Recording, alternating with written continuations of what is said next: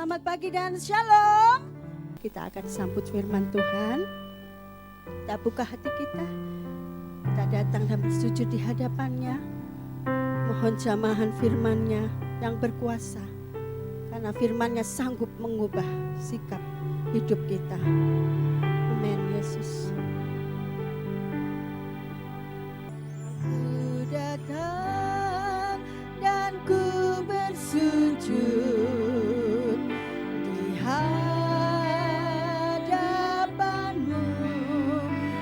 Rasakan indah hadirat-Mu.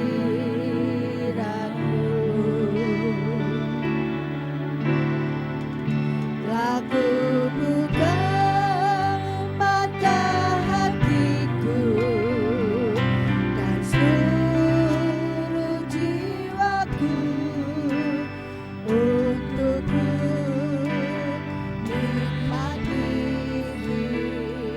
Aku datang dan ku bersujud di hadapan-Mu Tuhan.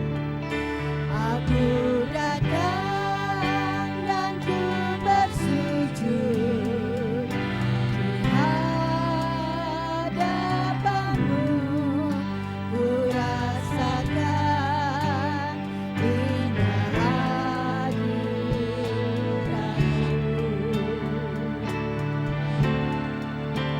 Aku buka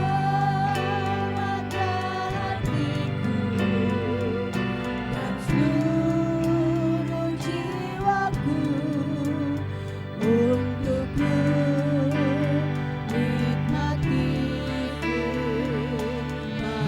firman-Mu yang berkuasa. Firman-Mu yang berkuasa untuk mengubah sikap hati. Firman-Mu yang kekal di saat ku terjatuh, menukarkan rencanaku dengan air sungai-Mu. Ku rasakan firman-Mu. Aku datang dan ku bersujud. Aku datang dan ku bersujud di hadapan-Mu. Rasakan hadirat Tuhan menjamah setiap kehidupan kita. Haleluya. Kita buka hati kita untuk firman-Nya, untuk nasihat-Nya. Haleluya. Untukku nikmati. Katakan dengan iman, firman-Mu yang berkuasa. Amin. Amin. Haleluya.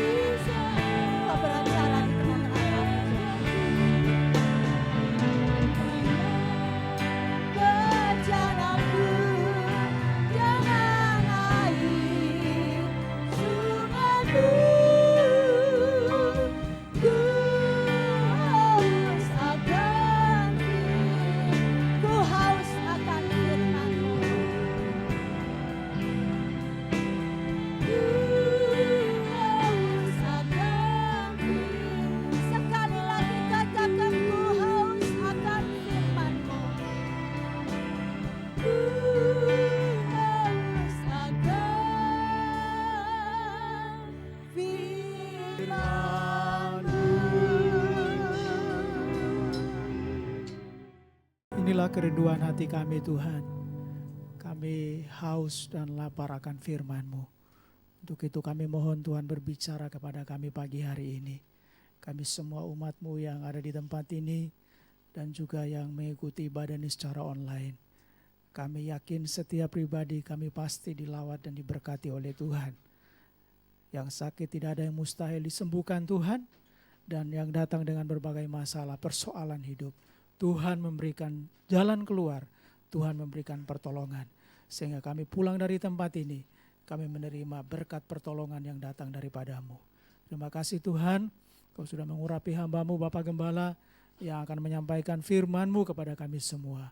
Untuk itu kami siapkan hati kami, seluruh hidup kami, untuk menerima berkat firman-Mu di dalam nama Tuhan Yesus Kristus. Haleluya. Amin. Amin. Terima kasih doanya Pak Roni. Selamat pagi semua saudara, shalom. Kita jumpa hari ini di dalam berkat anugerah Tuhan. Dan saya mempunyai keyakinan seperti yang sudah-sudah. Ada banyak hal yang Tuhan terus kerjakan di tengah-tengah jemaatnya. Karena kita jadi gereja, jadi jemaat Tuhan, itu sama sekali tidak ada di dalam konsep Tuhan ingin cuman kita sebatas beragama gitu loh. Ya, ada sebagian Kristen itu berpikir, ya kebetulan saya itu Kristen bukan agama lain, maka kalau bisa ya saya usaha ibadah. Nah Tuhan tidak ada rancangan seperti itu. Rancangannya adalah Dia menginginkan tiap kita itu satu, setelah mengalami kuasa penebusan, ya kita menikmati. Makna dari penebusan itu sungguh-sungguh nyata dalam kehidupan real. Nah, kenapa saya tekankan ini dalam kehidupan real, kehidupan nyata, realita hidup ini. Karena ada orang berpikir bahwa kekristenan terkait hanya dengan sama dengan agama, agama itu hanya untuk hal-hal spiritual, spiritual itu ya untuk akhirat. Nah, akhirat itu pasti sih untuk orang yang ditebus Tuhan pasti masuk surga, yang percaya saja katakan amin. Tapi dalam hidup ini loh, kita masih harus berjuang. Kita masih harus menghadapi berbagai macam tantangan, rintangan, tentangan. Nah Tuhan inginkan ya dampak dari kuasa penebusannya itu kita mengalami hal-hal nyata dari campur tangan Tuhan.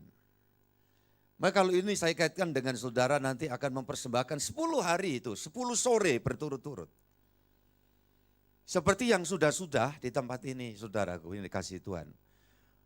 Orang tanya, apa Pak yang didapat? Banyak hal.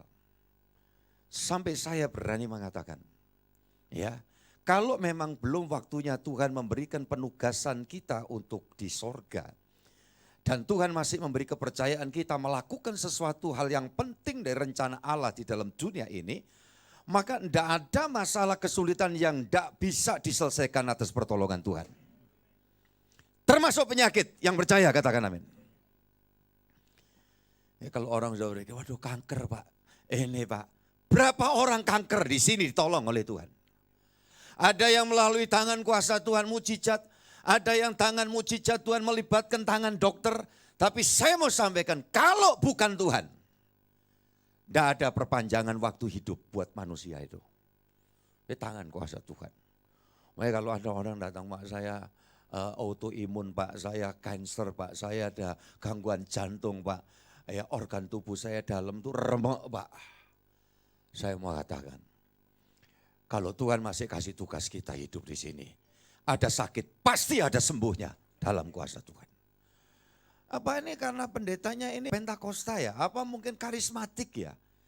Saya tidak mau menyebut diri sebagai aliran apa. Tapi yang saya tahu firman Tuhan memberikan jaminan itu buat setiap jemaat atau gerejanya. Amin. Satu. Yang kedua, saya terlahir. Kalau secara identitas, saya bukan pengikut Yesus. Terlahir dari keluarga yang tidak kenal siapa Yesus. Saudaraku yang dikasihi Tuhan, dia tebus, dia selamatkan saya. Melalui satu peristiwa, saya mengalami kecelakaan, pindah 3 rumah sakit. Tahu semua kan, rujukan Simpang Surabaya. Betul ya Pak Isa ya, kalau Surabaya tahu itu ya. Tahun 70-an tuh masih di sana, belum Karangmenjangan atau apa Rumah Sakit Dr. Sutomo. Rumah Sakit Simpang, sekarang jadi Plaza Surabaya. Saudara yang dikasih Tuhan, yang persisnya itu jadi gedungnya WTC, itu tempat orang jual HP di sana. Di sana sekarat saya 8 hari.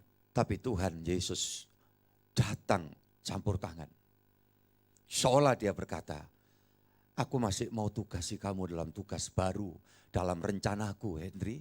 Dan aku belum menganggap kamu selesai untuk pulang ke sana. Kamu hidup. Tentu hal ini setelah saya menyambut kasih karunia dan mengalami penebusan yang dari Tuhan itu. Dan saudara-saudara yang dikasih Tuhan Yesus, saya dinyatakan hidup. Dan hidup. Kalau dokter ngomong, ini sudah waktu, mau dibawa pulang boleh. Kalau minta apa saja, kasih saja. Saudara-saudara yang dikasih Tuhan. Saya dengar dengan telinga saya ketika saya dalam kondisi sadar tidak sadar.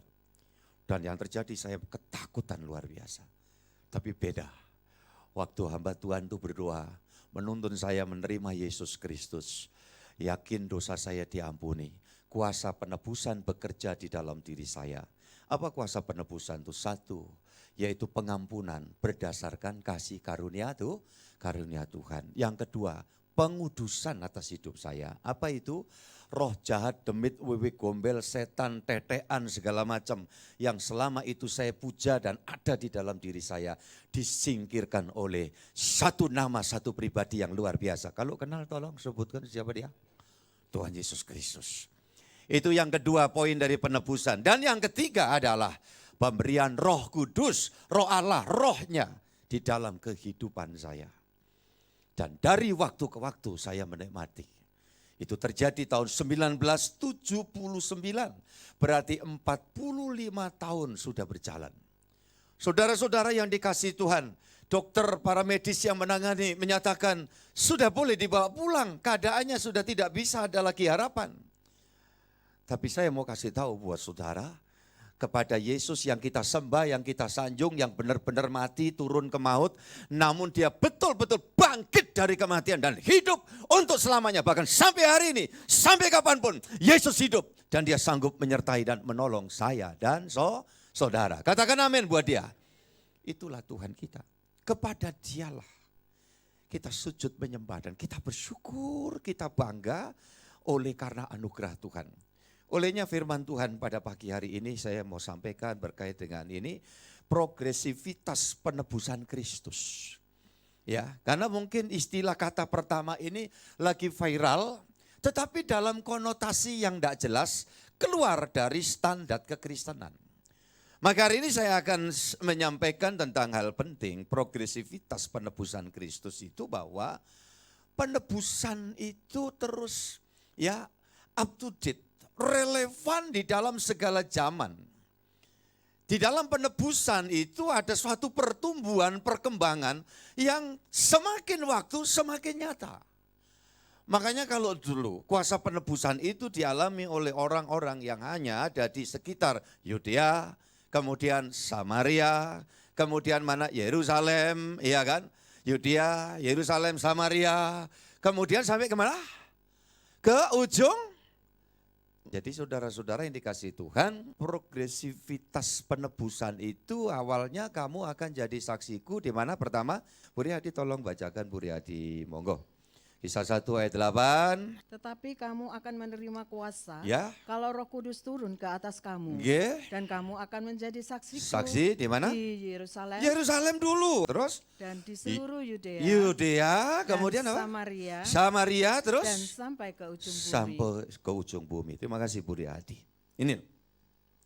Jadi kalau saudara ingin tahu apa Pak progresivitas, pertumbuhan, perkembangan, penebusan itu, ya ini dasar ayatnya.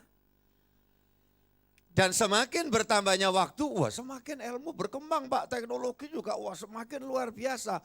Walah kuasa penebusan itu saudara-saudara yang dikasih Tuhan, meta dari semua ilmu pengetahuan. Ilmu pengetahuan di dalam dunia ini semua dikatakan akan berakhir.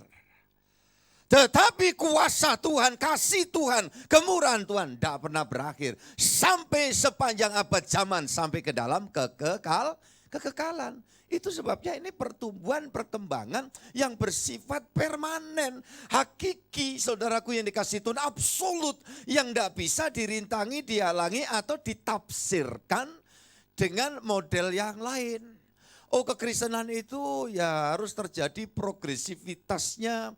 Ya karena perkembangan zaman, berbagai macam ilmu, ya berbagai macam pemahaman teknologi yang semakin sedemikian, maka yang namanya keagamaan itu juga harus memiliki perkembangan di dalam arti aplikasinya.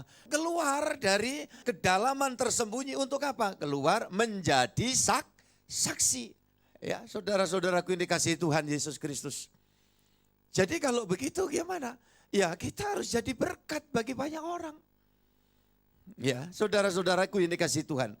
Jangan sampai terus kemudian kita menyendiri, kita kemudian merasa diri, wah ini hebat. Saya ini orang yang mempunyai spesialitas hal-hal yang khusus begitu. Tidak mau campur dengan orang, tidak begitu. Saudara-saudaraku yang dikasih Tuhan. Kita mau berbagi, kita mau menyatakan diri dimanapun kita ada. Tapi tidak berarti bahwa kemudian umpamanya, Pak kita ini kalau campur dengan saudara kita, agama yang lain gimana? Loh kenapa tidak? Harus.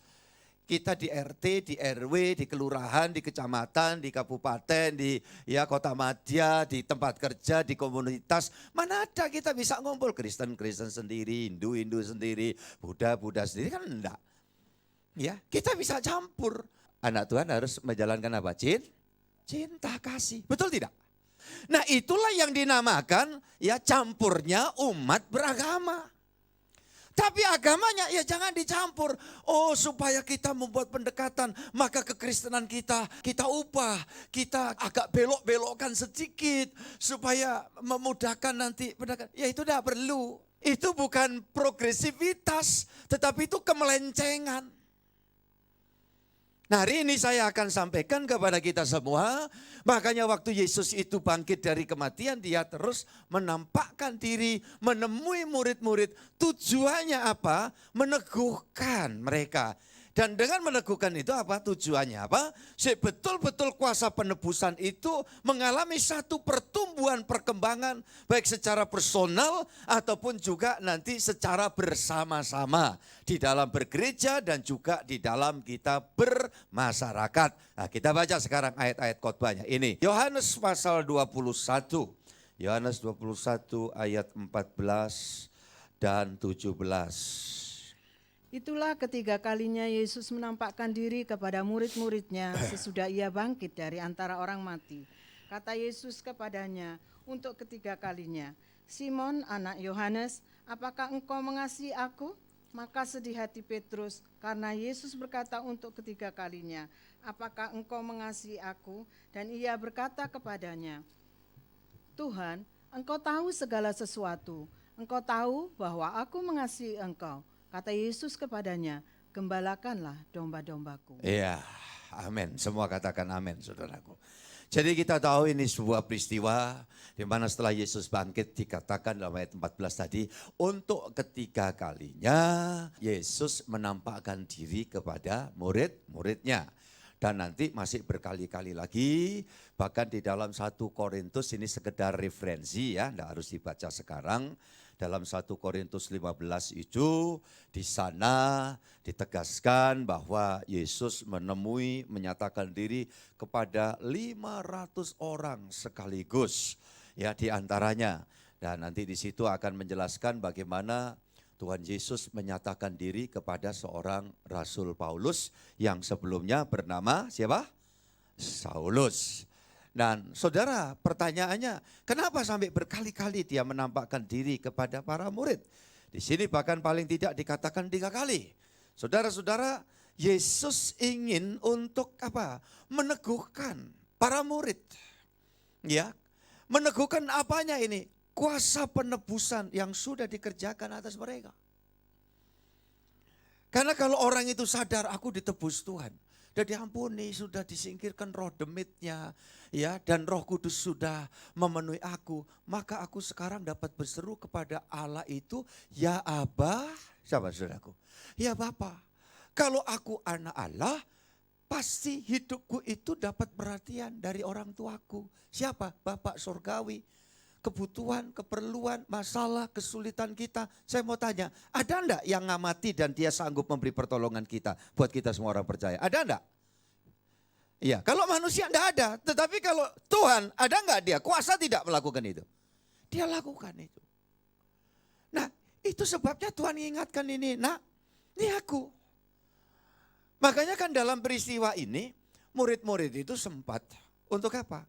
Ya, kembali lagi ke profesi, ya, mengkais rezeki dengan kekuatan sendiri, merasa punya pengalaman, punya modal, ya. Untuk apa?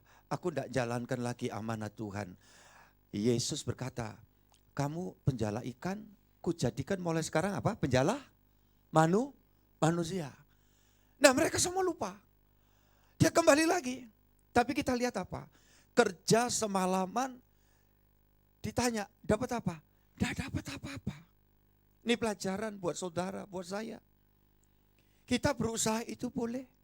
Tapi sebagai orang yang sudah ditebus Tuhan, anak Bapak surgawi, sambil kita kerja, kita utamakan bersandar, berharap, menggantungkan hidup, menggantungkan masa depan kita. Tolong anak-anak mudaku semua, menggantungkan hari tua kita sepenuhnya kepada siapa? Tolong, kepada Dia, Bapak surgawi, yang punya segala sesuatu. Saudara-saudaraku ini kasih Tuhan, ketika seorang, aku punya usaha, aku punya talenta, gak khawatir aku kalau sampai bleset ini, aku akan ini. Hati-hati lo ya, hati-hati. Lebih-lebih orang yang sudah merasa memiliki kemudahan di dalam menempuh jalan hidup ini, hati-hati ketika engkau merasa sanggup sendirian, engkau bakal mengalami didikan. Libatkan Tuhan selalu di dalam setiap langkah hidup kita. Amin, Pak Itar. Sandar Dia. Ya, sebagai siapapun, saya dan saudara. Nah, ini yang Tuhan mau mengingatkan. Kamu ini ya anak Bapa, kamu sudah ditebus. Itu berarti kamu punya jaminan. Karena kamu itu juga memiliki posisi sebagai ahli waris kerajaan sorga. Yang dipunyai Bapak itu juga menjadi kepunyaanmu. Apa yang dipunyai Bapak? Sorga punya Bapak, dunia juga punya Bapak. Kalau kita nanti pulang ke sorga disediakan tempat. Kalau kita masih di dalam dunia ini, pasti ada pemeliharaan dari Bapak yang penuh kasih. Ya itu. Jadi Kristen itu mesti gitu. Makanya Tuhan terus menampakkan diri. Dan seolah pagi hari ini Tuhan kembali mengingatkan saudara. Lewat mulut hamba Tuhan kecil ini, dari kota kecil. Tapi belajar di dalam ketaatan saja ngikuti rencana Allah. Saya sudah memutuskan sampai nyawaku terlepas. Dia masih Tuhan suruh saya untuk mengingatkan jemaat, saya akan sampaikan terus. Dan konsekuensinya saya harus belajar. Di usia yang seperti saya harus ya memberikan atau membuat satu keputusan. Untuk minimal saya harus mengetahui hal-hal yang sedang terjadi pada masa kini. Saya tidak boleh terus kemudian menyerah kepada keadaanku yang jadul tanpa sedikit memahami hal-hal yang up to date pada masa kini. Maka ketika orang bertanya-tanya, apa Pak ini sekarang ini lagi ada muncul namanya Kristen, ya progresif. Saya katakan mengajarkan sesuatu yang ya kita itu harus mengikuti perkembangan. Sampai kepada satu kesimpulan bahwa orang untuk selamat itu ya enggak harus pakai Yesus. Boleh saja. Kalau orang enggak pakai Yesus ya silakan, memang kepercayaannya begitu. Tetapi tidak berarti bahwa kita terus kemudian berpikirnya seperti itu. Kalau kita sekarang kembali kepada internal kita tahu kenapa kok kita itu membutuhkan Yesus. Karena hanya Yesus satu-satunya yang turun ke maut gantikan tempat yang seharusnya kita tempati. Dan Dia keluar dari sana untuk menyediakan tempat buat kita di sorga. Itu sebabnya saya butuh Yesus. Karena tidak ada selain Yesus di Alkitab ini satu orang yang mati turun ke maut. Kemudian keluar dan bangkit dan berkata, aku sudah mengalahkan maut. Dan memberi kemenangan bagimu semua. Maka di dalam skala kamu lebih daripada seorang pemenang. Nah itu yang Tuhan anugerahkan buat kita. Maka saya butuh dia. Saudara mampu enggak dengan perbuatan baikmu itu bisa nanti dapat surga? Saya mau tanya buat saudara yang di sini dulu.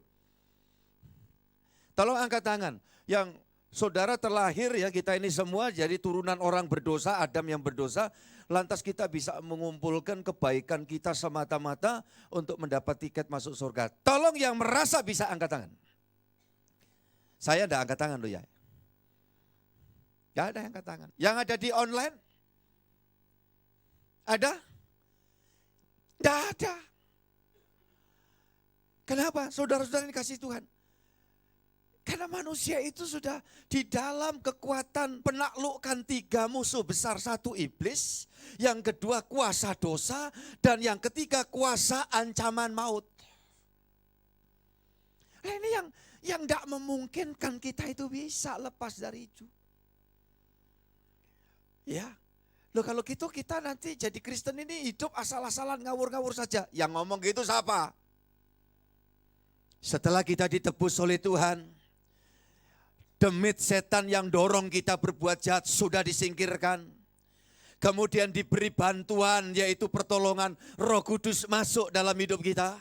Baru di situ kita sadar, aku anak Bapa, anak terang, aku mau belajar hidup di dalam terang. Saudara-saudara yang dikasih Tuhan, di dalam terang. Ya. Nah di situ kita melakukan hal yang diperkenan Tuhan. Apa ajaran Tuhan? Kasihi sesamamu. Ini kuncinya.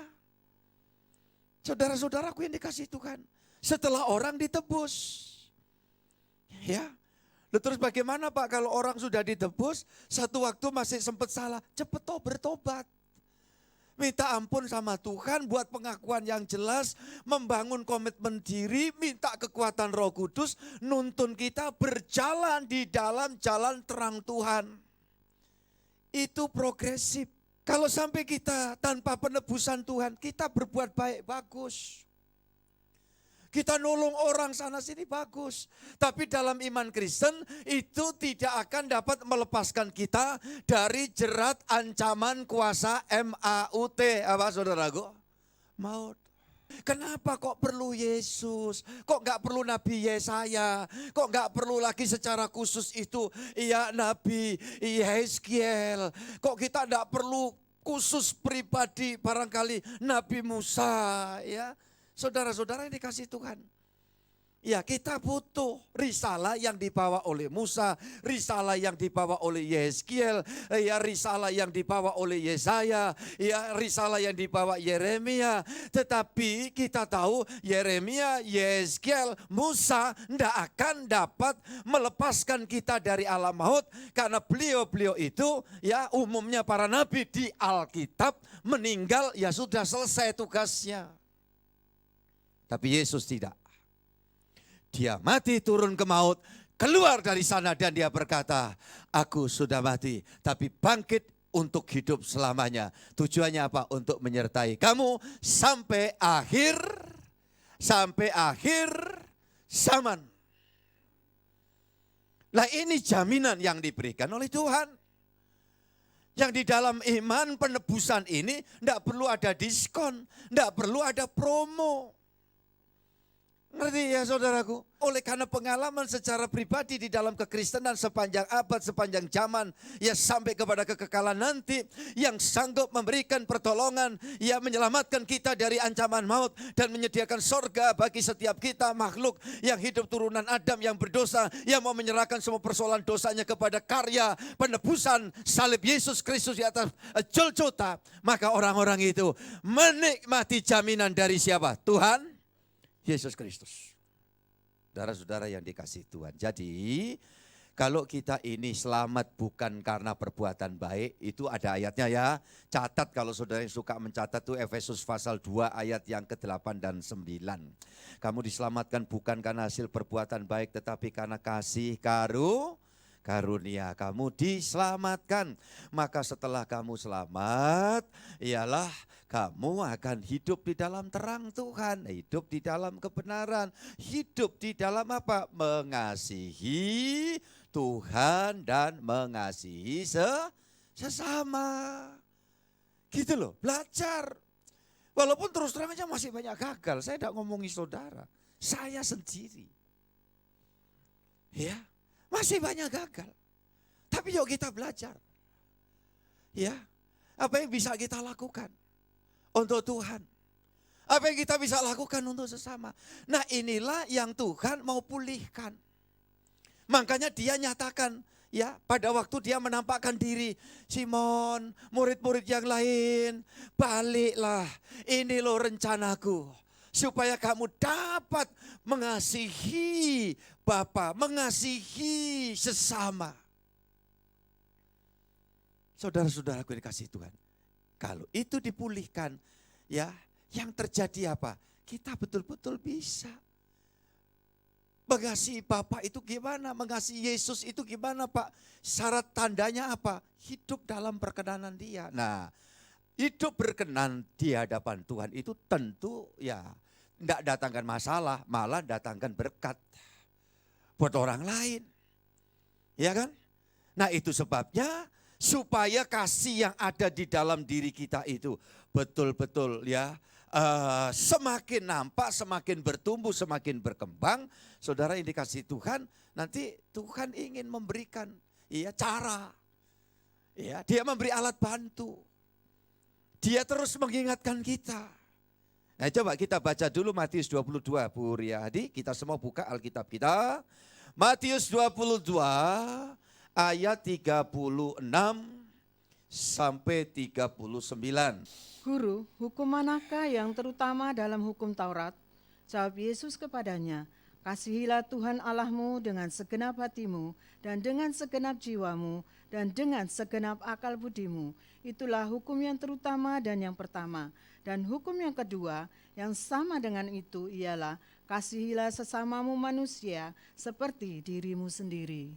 Kasihilah sesamamu manusia seperti dirimu sendiri. Saya minta secara aklamasi jawaban. Mengasihi sesama itu baik atau jahat, saudaraku? Setuju?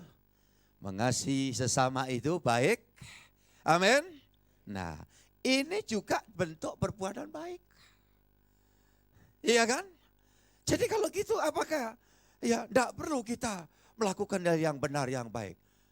Justru ini bukan suatu keharusan, tapi satu kerinduan.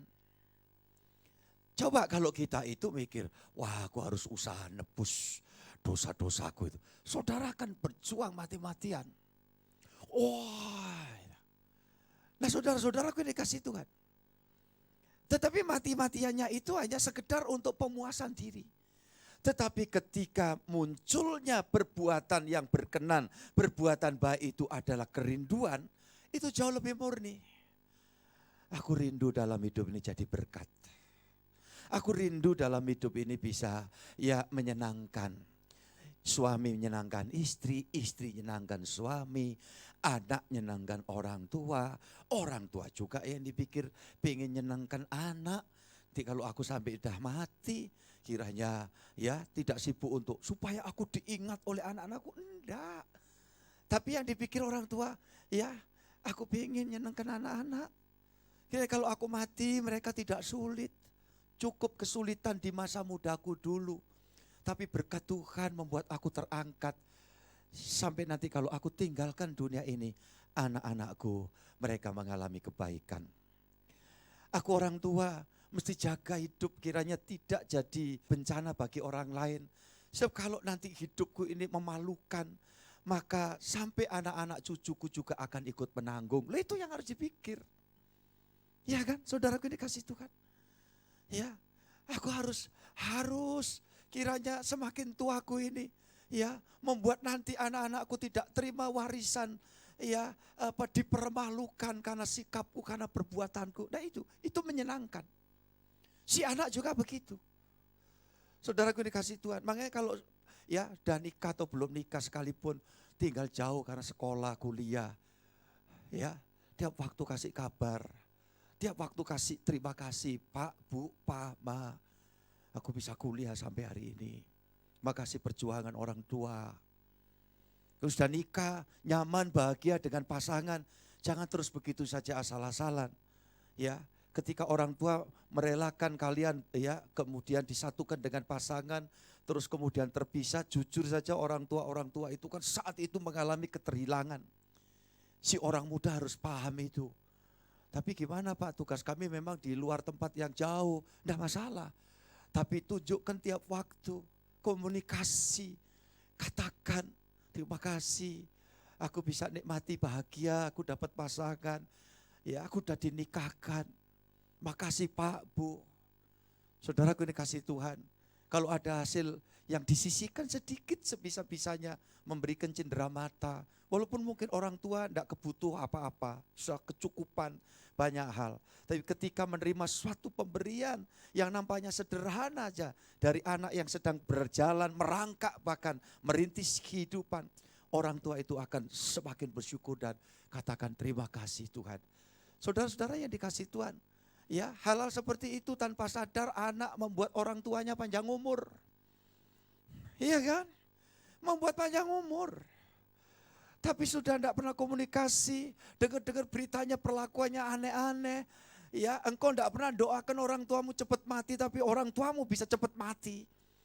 Kenapa? Karena sikap perbuatan kita, perilaku kita, cara kita menanggapi orang tua mungkin ya keliru. Duh, ini Alkitab itu kalau mau diruntut, saudara baca hal yang saya sampaikan itu dari Amsal Soleman, sabrek yang kayak begitu itu. Ya berbuatlah terhadap orang tuamu, itu komplit.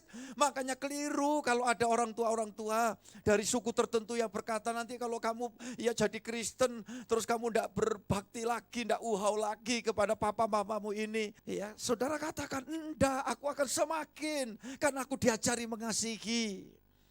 Ya, ketika orang tua berkata nanti kalau aku udah mati apa kamu juga masih kirim makanan ke aku, ya. Nah, itu jelaskan pelan-pelan. Enggak. Nah, sekarang kalau mama papa mau makan enak sekarang. Ya toh, mungkin kupang-kupang apa.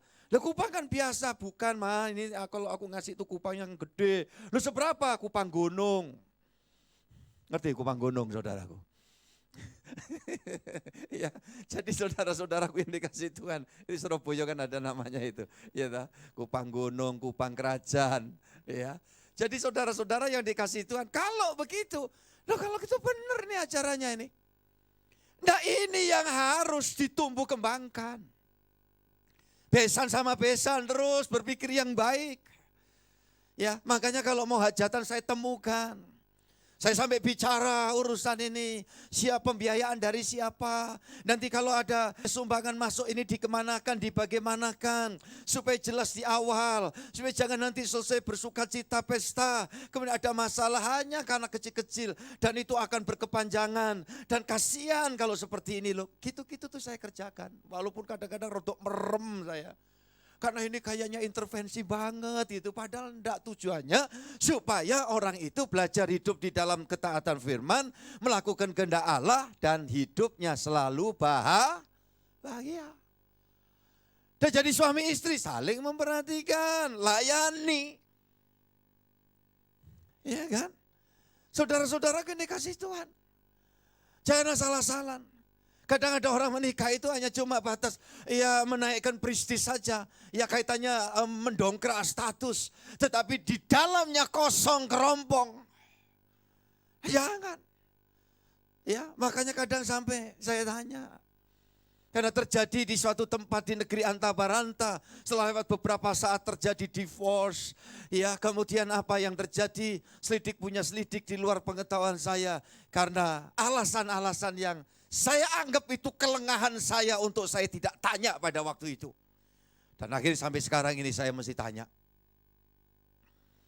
Kamu lebih laki-laki, benar bisa, kamu laki-laki beneran ya? Jangan-jangan ini kalau Kasim dari kerajaan, ngerti saudaraku yang kasih Tuhan? Ngerti ya? Kasim.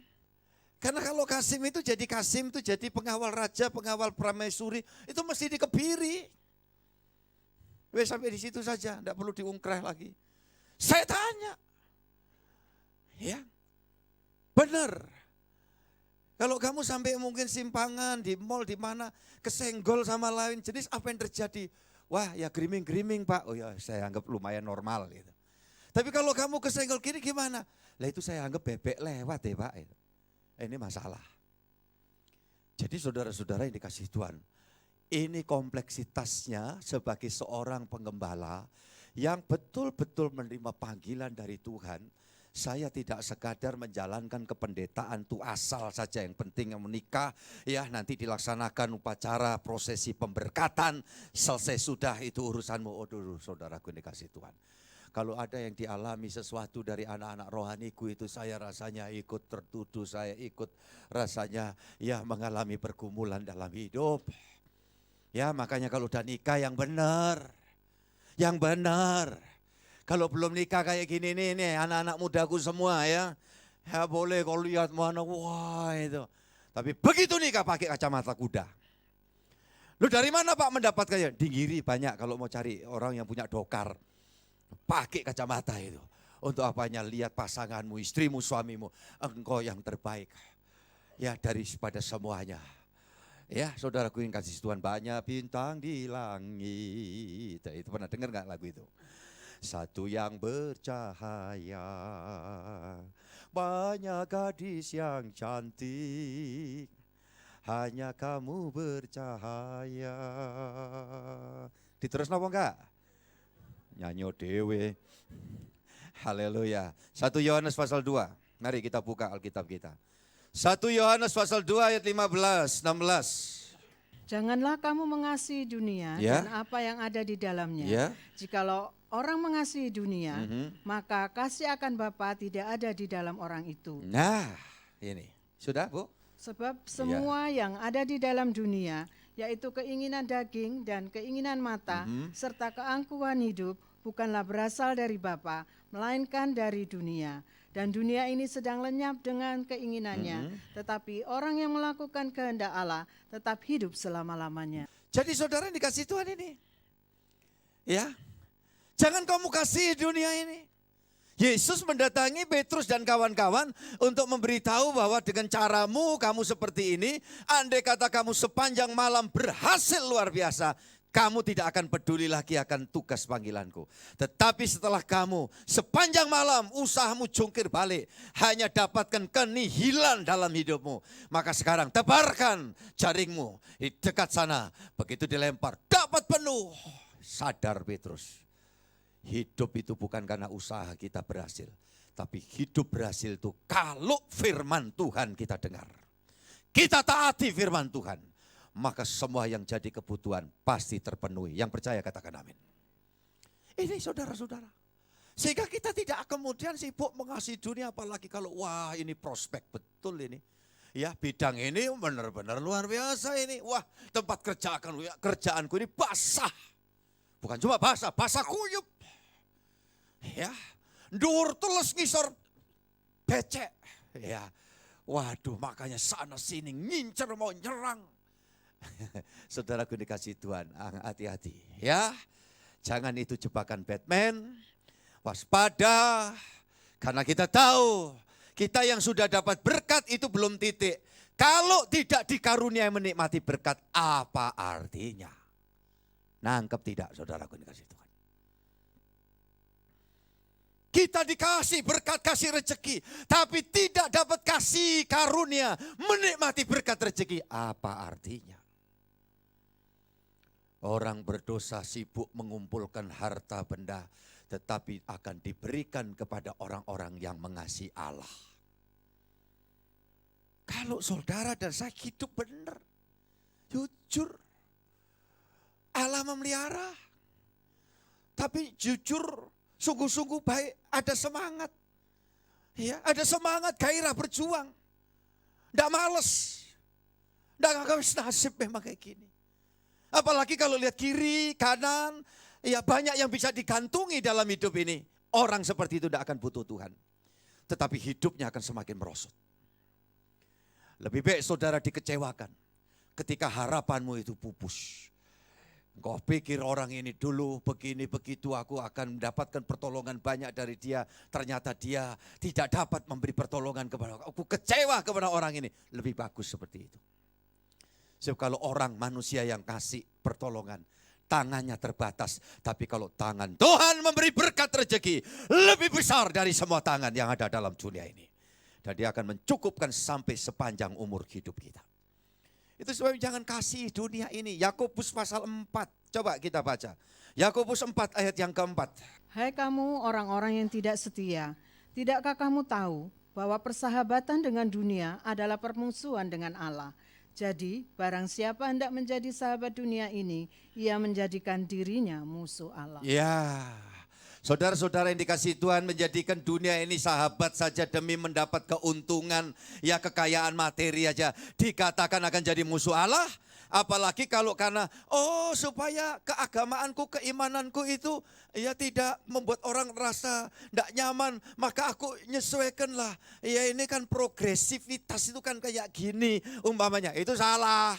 Saya kalau di dalam komunitas pertemuan tokoh-tokoh agama, di sana Kristen biasanya ngumpul, di sana saudara kita Muslim ngumpul, di sana orang Buddha ngumpul, Hindu ngumpul.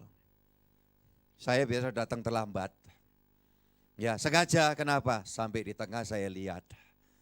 Oh di sana yang konco-konco Kristen, konco gereja. Oh itu teman-teman Buddha, oh itu teman-teman Muslim. Saya milih di mana? Saya justru terobos. Nun sewu Pak, nun sewu. Dan saya pakai beginian. Bukan karena kelihatan stil ganteng terus saya pakai dasi. Itu kan semua orang bisa pakai dasi. Tapi kalau pakai gini kan segen. Awam biasa segen kecuali kalau saudara lagi ikut karnaval, ya kan? Bisa pinjam saya. Nah saya duduk di antara mereka. Saudara-saudara yang dikasih Tuhan. Itu model saya. Kalau tidak percaya buktikan nanti kalau suatu waktu saudara lihat. Lebih biasanya kan enggak. Oh itu konco Kristen, oh itu konco gereja, ngumpul. Iya kan? Nah saudara-saudara yang dikasih Tuhan. Gini-gini nih saya harus sampaikan kepada kita semua. Tatanan di dalam kehidupan bermasyarakat. Ya. Nah kembali lagi sekarang intinya di sini. Kalau kita hidup ikuti kehendak Tuhan. Maka dikatakan tadi orang yang melakukan kehendak Tuhan akan tetap tinggal sampai berapa lama Bu Ria? Ayat 17 tadi. Tinggal selama-lamanya. Nah coba kita sekarang lanjut sedikit ini. Filipi pasal 4. Filipi pasal 4 ayat yang ke-13. Orang yang tinggal selamanya di dunia sampai nanti nyambung sorga. Orang yang hidup di dalam anugerah Allah ini pasti terpelihara. Silakan dibaca. Segala perkara dapat kutanggung di dalam Dia yang memberi kekuatan kepadaku. Dalam segala perkara, baca bareng dengan saya. Aku cakap menanggungnya di dalam Dia yang puji Tuhan. Terimalah kekuatan dari Tuhan hari ini. Semua kekuatan rohmu, kekuatan jiwamu, kekuatan jasmanimu, bahkan saya doakan kekuatan ekonomimu. Ya, ini kenapa Tuhan yang memberikan jaminan. Maka bangkit dan keluar dari cengkeraman kekhawatiran, kecemasan. Bangkit dan keluar dari cengkeraman berbagai macam keraguan-raguan. Kalau aku udah putus sama dia, nanti bagaimana dengan aku? Tuhan menyediakan yang terbaik. Anak-anak mudaku, jangan kecil hati ketika sempat melewati pengalaman putus cinta dan lain sebagainya. Tidak masalah. Ya karena dunia ini tidak selebar daun daun pintu.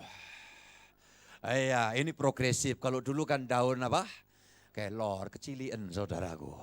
Sekarang ini kan terjadi pertumbuhan, perkembangan. Dunia tidak selebar daun pintu. Nah, gitu. Yakin yang Tuhan sediakan ke depan pasti yang terbaik. Ya namanya wong tua itu menyelami sampai problematik kehidupan yang dihadapi oleh anak-anak Tuhan. Saudaraku yang dikasih Tuhan, ketika bicara ini Tuhan tolong berikan pewahyuan. Kata-kata ini sehingga mengena persis. Karena apa yang hamba sampaikan ini kiranya seperti Tuhan tidak menyampaikan lewat mereka. Aku engkau jadikan corong saja. Makanya kalau ada orang terlalu berat, cobaan yang ku hadapi terlalu sulit, baca ayat ini. Haleluya. Kau mengalami kegagalan, mengalami masalah, mengalami pergumulan. Ingat firman Tuhan ini. Yang terakhir dan selesai. pasal yang sama 4 ayat yang ke-19. Allahku akan memenuhi segala keperluanmu menurut kekayaan dan kemuliaannya dalam Kristus Yesus. Kita baca bareng sama-sama saudara yang dikasihi Tuhan.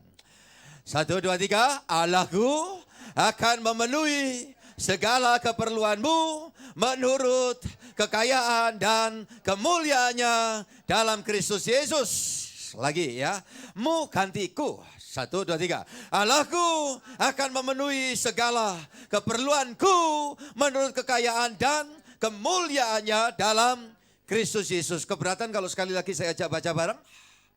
1, 2, 3. Allahku akan memenuhi segala keperluanku menurut kekayaan dan kemuliaannya dalam Kristus Yesus. Semua katakan amin. Tuhan berkati ya. Baca itu tiap saat. Ingat itu. Allah kita luar biasa. Ya, cukup. Semangat saya masih butuh 2 kali khotbah lagi nanti ya. Kita nyanyi 1 pujian. Tuhan memberkati kita semuanya. Dia terlebih besar. Puji Tuhan.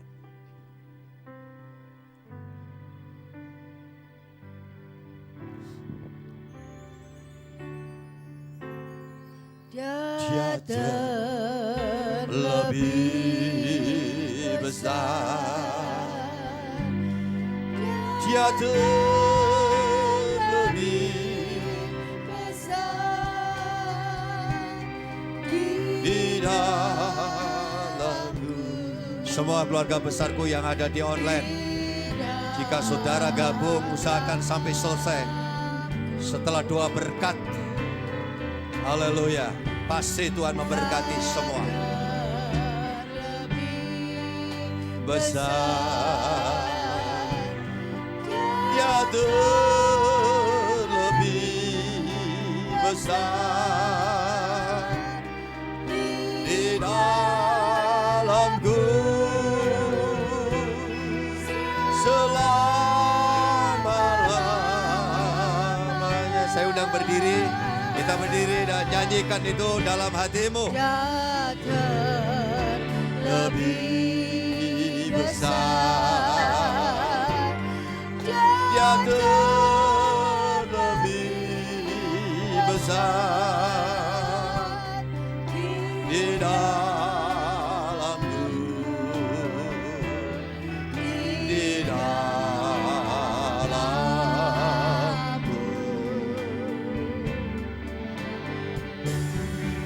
Dia lebih besar, Dia lebih besar di dalamku selama-lamanya. Di penghujung ibadah sesi pagi ini Tuhan, rahmat berkat pertolongan kuasa-Mu Engkau turunkan, Kau curahkan bagi semua umat-Mu yang hadir dalam ibadah onsite dan online. Secara khusus bahkan saudara kami Niko dan juga kakak dari Bu Dewi. Dan mungkin di ruangan-ruangan yang ada keluarga-keluarga yang baru Tuhan hadirkan. Biar rahmat kasih kuasa-Mu melingkupi dan memenuhi setiap kehidupan mereka. Bahkan keluarga kami yang ada di online, bahkan orang-orang yang baru join Tuhan, menilik hati mereka, melawat mereka di tempat mereka masing-masing. Mereka yang terpanggil untuk nanti masuk dalam ibadah onsite, baik di sesi 2 dan juga sesi 3 di Surabaya, di jam 5 sore nanti. Pasti Tuhan, Engkau menyediakan yang istimewa buat setiap kami. Karena Engkau Allah kami yang luar biasa. Dan hamba sudah menyampaikan berita ini. Engkau sempurnakan dan Engkau meteraikan di dalam setiap hati kami, sehingga kami mengerti makna dari pertumbuhan dan perkembangan yang sesungguhnya. Dari kuasa penebusan yang tidak akan larut oleh lesunya zaman. Tidak akan lekang oleh berbagai tantangan dunia ini. Karena kuasa penebusan-Mu berlaku dari saat Engkau menebus kami dan sampai Engkau datang yang kedua kali. Sampai akhir zaman. Itu sebabnya Engkau sadarkan setiap orang yang membuat penafsiran-penafsiran yang menyimpang dari kehendak-Mu. Luruskan kami semua satu persatu. sehingga kami semakin berkenan di hadapan Tuhan. Pada hari ini juga hamba menyerahkan setiap persembahan yang dibawa oleh setiap anak-anak-Mu. Baik persembahan perpuluhan, syukur yang mereka sampaikan ke hadapan Tuhan. Menyadari bahwa berkat rezeki Tuhan terus dilimpahkan dari sejak kami belum mengerti memberi, Engkau telah memberi luar biasa. Sehingga sampai hari ini dan seterusnya anak cucu keturunan kami terpelihara dan diberkati Tuhan. Sehingga kata firman-Mu, anak cucu orang benar tidak akan meminta-minta roti. Oleh karena orang-orang benar tahu apa yang harus dilakukan. Hamba sehati berdoa untuk pembangunan rumah Tuhan. Tahap pertama ini Tuhan, baru sepertiganya. Tetapi kiranya dalam waktu dekat dapat kami gunakan di lantai 2. Tuhan Yesus untuk proses lebih lanjut, pemasangan kap darurat atau sementara karena ini ada di sepertiga bagian pembangunan. Engkau berkenan campur tangan Tuhan.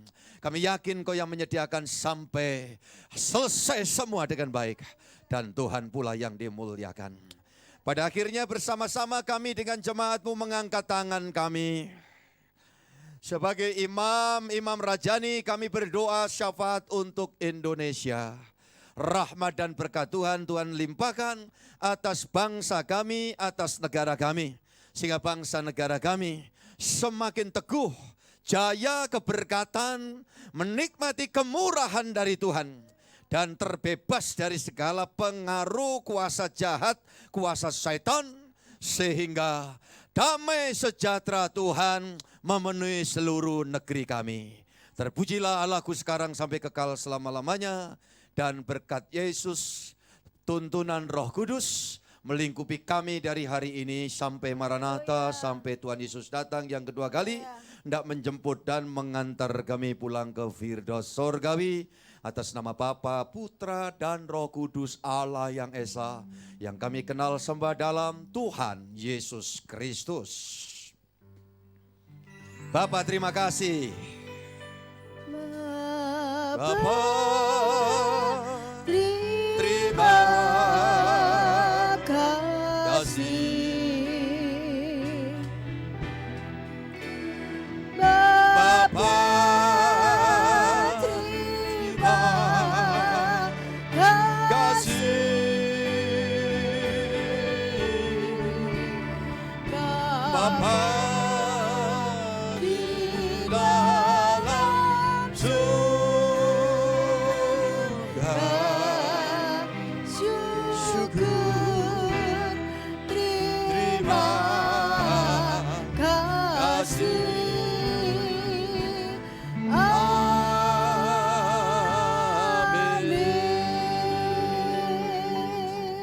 Amin. Tuhan berkati, silakan duduk dan kita jumpa di ibadah selanjutnya.